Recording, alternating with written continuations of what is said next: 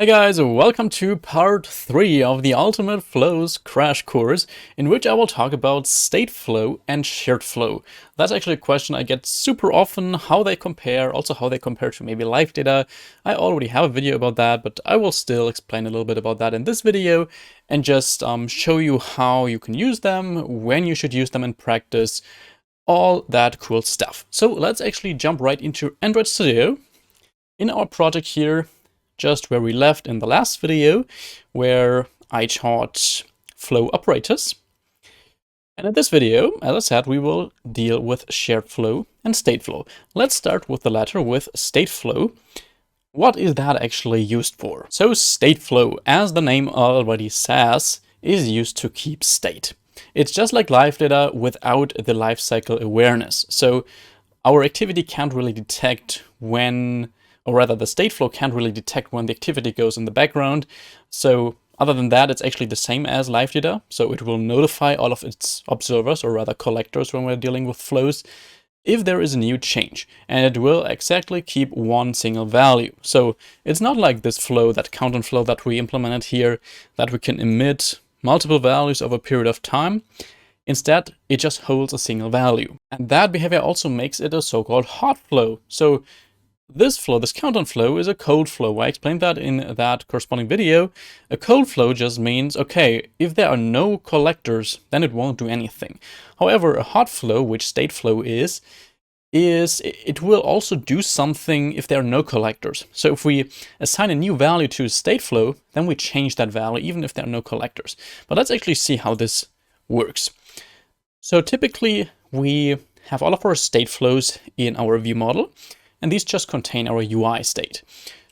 We declare these typically with a mutable version that is private, that only the view model can modify. And then we will have a public immutable version that our UI actually can subscribe to and that our UI can collect. So let's call that underscore StateFlow. So the underscore version always means it's mutable. So we can simply say mutable StateFlow. And we actually need to provide a starting value because, as I said, StateFlow keeps a value. So we need to provide a value it actually starts with. Let's just also store a number in that, just for demonstration, and start with a 0. Now, to actually create the immutable version of that we can't change, that we can only collect, we can say val StateFlow is equal to underscore StateFlow as StateFlow. So this as StateFlow function will return an immutable version of that StateFlow, and then our main activity can actually collect the changes of that StateFlow. So let's say we have a very simple increment counter here, and we would like to also reflect that counter in our UI after we rotated our device, because as you probably know as Android developers, when we rotate our device, then the activity is recreated, which means all the UI state is lost. And if we don't store that UI state in our view model, then it will be lost. So that's why we have these state flows, to just store our UI state in it, just like that counter here. So it starts at 0, and let's now write a simple function that will increase it. Increment counter, which we can then call from our UI. And here we just want to increase that value of our state flow by 1. So we can say underscore StateFlow, that value is equal to StateFlow, that value plus 1. Or we could simply say plus equals 1. So this looks very familiar from live data. There we also had this dot value that we could change. And that's exactly the single value our StateFlow now holds. So now if we call this function, then the value in that StateFlow will obviously be 1. And if we call it again, it will be 2, and so on. And as soon as we rotate our device, then the collectors, or that StateFlow, will actually fire off again and notify our UI about that current value, which would be 1 if we call that function exactly once. So let's actually jump into our main activity, our UI. And yeah, I don't know, let's remove that text for now and replace it with a simple button that we can click on.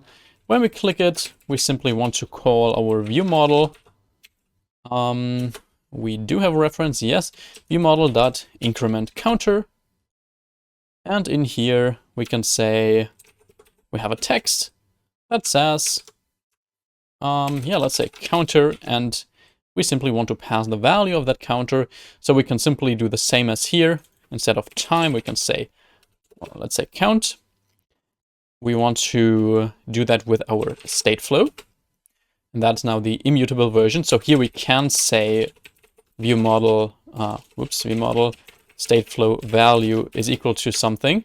You can see that gives us an error because this is immutable. And that the UI should never change the values of the StateFlows directly from the viewModel. So there we go. We just observe that as a state here. The initial value should be 0.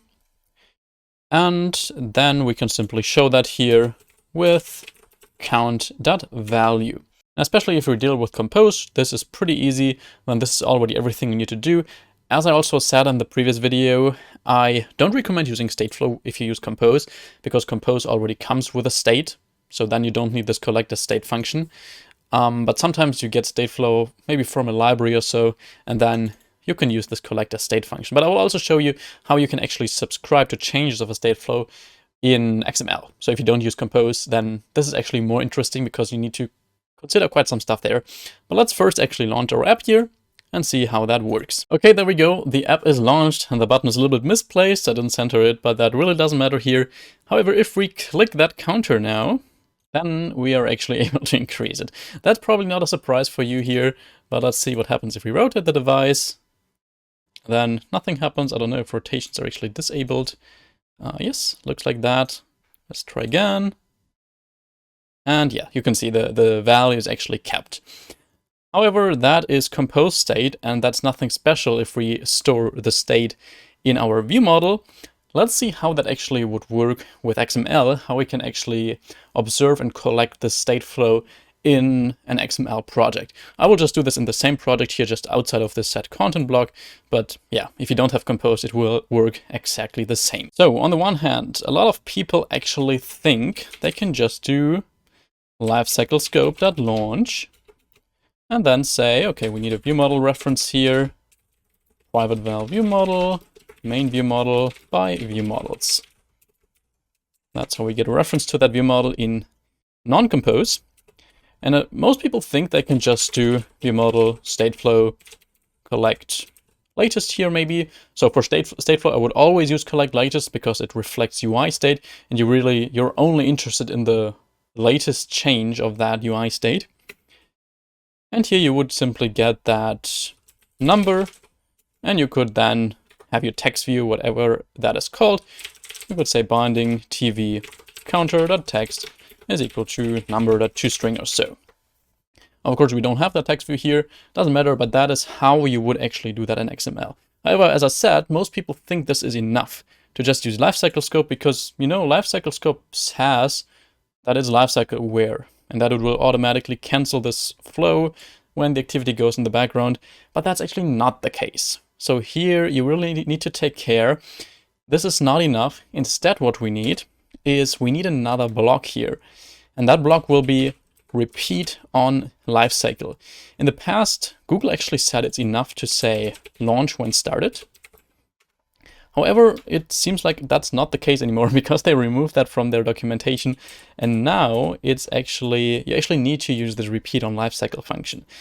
And here you can basically define a state when the block or when the code inside of this function, basically the code in here, will be canceled on the one hand and relaunched on the other hand.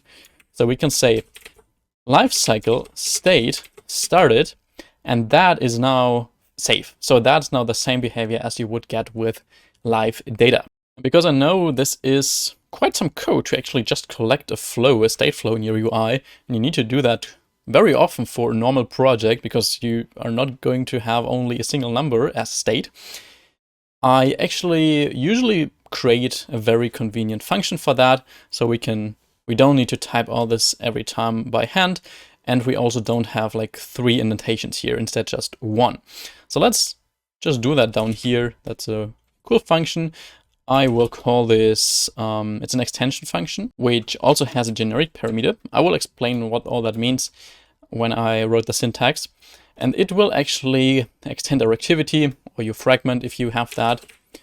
So component activity in this case, in an XML project, it would be app compat activity. but here we need component activity, and I'll call it collect latest lifecycle flow. And you can also create a version of that to just have a normal collect function and not collect latest. So on the one hand, we want to have a flow here. We want to collect. And then we actually have a suspend function that gives us our generic parameter t, so a lambda function. And actually, we also need to give that a name, like collect. Then in here, we can just type our stuff by hand. So we first of all want to launch our lifecycle scope, so coroutine in that. Then we have our repeat on lifecycle block. We can say lifecycle state started. And in here, we can just say we collect our flow. Actually, we want to say flow.collect, collect latest here. And then we pass our collect lambda function here. So that's just now a convenience function to save all these indentations here. We can then scroll up, and instead of all this stuff, we can simply copy whatever we want to change when we collect an emission. And we can just say collect latest lifecycle flow. We want to collect our view model StateFlow. And here we then get our number in, and we can assign the value to our text view. And that's now safe. It's just a single indentation as if you would normally collect a flow. So you don't even need to launch a coroutine anymore in lifecycle scope, because all that stuff is handled here inside of this function. You can see we launch a coroutine, and yeah, that's pretty safe now. And that's pretty much already everything for StateFlow. I really prefer that when it comes to StateFlow versus live data, because you just get all these flow operators. So with this StateFlow, you can the same way just use map, you can use flat map, all the stuff we also used on our other flow. And with live data, you don't have that many cool operators, and it just uses coroutines, which is much cooler than live data. Then the other part of this video, as I said, will be about SharedFlow. So what is SharedFlow actually? How does it compare to StateFlow? How does it compare to the normal flow? Well, SharedFlow, first of all, is used to send one-time events. So when it comes to these emissions, then there are basically two types of emissions. On the one hand, we have that state emission that we had with StateFlow, which would actually persist. So when we rotate our screen, then the StateFlow will fire off again and notify all of its collectors. So after we rotated the device, this block will simply fire off again and assign the current value of the StateFlow to our text view. However, there are also events that we would actually only like to receive a single time. Like, let's say you want to show a snack bar, or let's say you want to navigate to a different screen, and you want to send that navigation event from your view model to your UI. Let's say you log in, and the log for that is in your view model, and only if the login was successful, your view model somehow needs to tell your fragment that it should actually now navigate to the next screen. And that navigation event should only happen once. It shouldn't actually be fired off again after we rotated the device, because that would lead to a crash most likely. And for these things, we use SharedFlow. So in case you're familiar with channels, SharedFlow works very similar like channels. Channels are, I think, meant to be used with a single observer. So if there's just one collector, you can use a channel to send events into, and if there are multiple collectors listening to changes, then you can use SharedFlow, but I pretty much always use SharedFlow for everything. You're totally fine with that. But what I'm saying is SharedFlow is just set up to also work with a lot of collectors. And the same as StateFlow, SharedFlow is also hot flow. So if we send an event into it and there are no subscribers, no collectors, then the event will be lost. So it won't somehow be kept in the flow, or yeah, the flow actually will do something if there are no collectors. That's what I'm trying to say here. The cool thing is, let's switch to our view model and create such a shared flow. We can actually copy the StateFlow because we handle this the same way as with StateFlow. We can call this underscore SharedFlow and rename all this. And this doesn't need an initial value because we just send events into that. We can just say mutable SharedFlow. We need to specify the type of events we send into that. And then we say as SharedFlow. So now the cool thing is that you can see we don't really have that flow builder like we did here. So with normal flows, we need to define how the flow looks like. We already need to define which emissions are actually fired up in what kind of sequence. With SharedFlow, it works differently. So now we have that SharedFlow object here, and we can use that from any place now in our view model to send an event into this at any time. So let's actually write a very, very simple function to do that.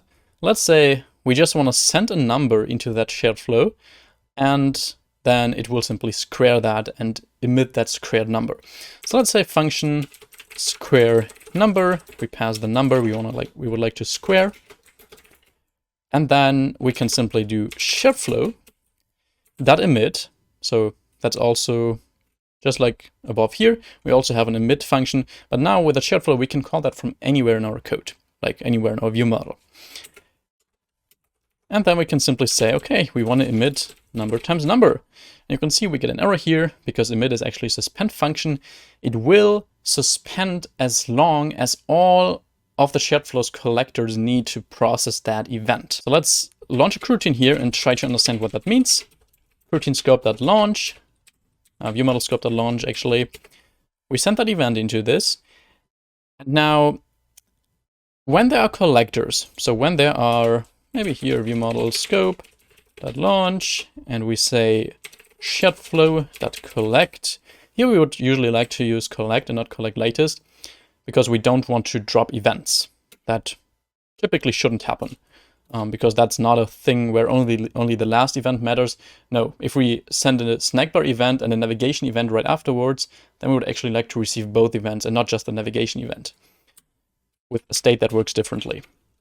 So here we have a collector, and let's say that takes 2 seconds to process that number. You can imagine that's a network call or whatever. And then we can simply say printline flow, the received number is it. And then we could also launch another coroutine scope here to also have another collector. Make sure to actually launch another coroutine here, because this actually never finishes here. So this collect block suspends the coroutine, and it will actually never reach this point of the code. So you need to launch a new coroutine if you want to have another collector. And here, let's say that takes 3 seconds to process the number. Let's also say second flow and first flow. So this emit function now suspends this coroutine as long as all of the collectors of that SharedFlow need to process it. So since the first collector needs 2 seconds to process it, and the second one needs 3 seconds, it will actually also suspend this coroutine for exactly 3 seconds, because that's how this collector actually needs. So let's actually say, instead of collect flow here, we just say, okay, we want to square a number. Let's send 3 into that and launch our app. If we then take a look in logcat and search for flow, oh, of course, I need to remove this binding here. Let's launch that again, take a look in logcat, and wait for Gradle to finish building. There we go, it's installing, and let's see if something actually happens. And you will realize nothing happens. So why is that? I mean, we do send the event here into this SharedFlow, and we do have 2 collectors, but they're not triggered. What's the reason? Well, as I said, SharedFlow is a hard flow. When we send an event into it and there are no collectors, the event is simply lost. At this point where we send the event, there are no collectors, because we call these collect functions after we send the event. So just to show you how that actually works, if we have that square number event, after we actually declare these collectors, launch that again, then we can see first flow received the number, and now the second flow received the number as well. So that way it actually works. So yeah, take note that this is actually really a one-time event. Now these collectors are fired once because we send an event into that once, but now they're actually not triggered anymore because we just send one event here with that square number function. However, in some scenarios, you actually would like to have that behavior, that the SharedFlow kind of caches some emissions, so that if we send something into the shared flow, that it keeps that for potential new collectors. And there's actually a cool way to do that in the constructor of the immutable shared flow. You can see we have this replay parameter. And the replay corresponds to the so-called replay cache. And we can specify a size here. So we can say replay is, let's say, 5. What that would mean is it would actually cache 5 emissions in the flow. And when there are new collectors, then these will receive these emissions that are actually cached. So if we now take the square number event again and put it before our collectors, which initially didn't work, then you will see our flows receive the events because they are essentially cached, at least like there are 5 events cached at max in this flow. Here we send an event, so it's actually kept, and when new collectors subscribe to that flow, they immediately receive those cached events. So quick recap, StateFlow is used to keep state, to keep values that you also want to re-emit on screen rotations. And SharedFlow is used for one-time events, like you don't want to show a snack bar, an error snack bar again after a screen rotation. You don't want to have another navigation event or so. You don't want to hide the keyboard again. All these one-time events, for that you should use SharedFlow. Maybe very quickly, if you want to collect that in Jetpack Compose, that's a little bit different. So you can't use collect as state because that will actually make it a state and not a one-time event, because Compose doesn't really know this concept of one-time events, but we can still kind of simulate that by using launched effect. Simply passing true for the key, so this is never actually relaunched, this launch effect block. So that basically just launches a coroutine here in which we're actually safe to do some stuff that's happening outside of the actual composition. And then in here we can say view model shared flow collect, and here we then get the number, and this is now triggered whenever there's actually an emission. And here you can then do stuff for Jetpack Compose to actually show a snack bar or so. And as I said, if you want to do that with XML, you can simply use this, but I would use it without collect latest. So then I would create another version of this, like just collect lifecycle flow, and remove the collect latest here. And then you can use that for your shared flows. So then no events will actually be lost. In the initial video of this playlist, I actually said there will be 3 videos in total, but I decided to make a 4th one. So the next video, you will actually also learn something about testing flows, because that's pretty important if you want to write unit tests for your apps. And it's really not that easy to unit test flows and coroutines. So if you're interested in that, then you will find the video right here when that is out.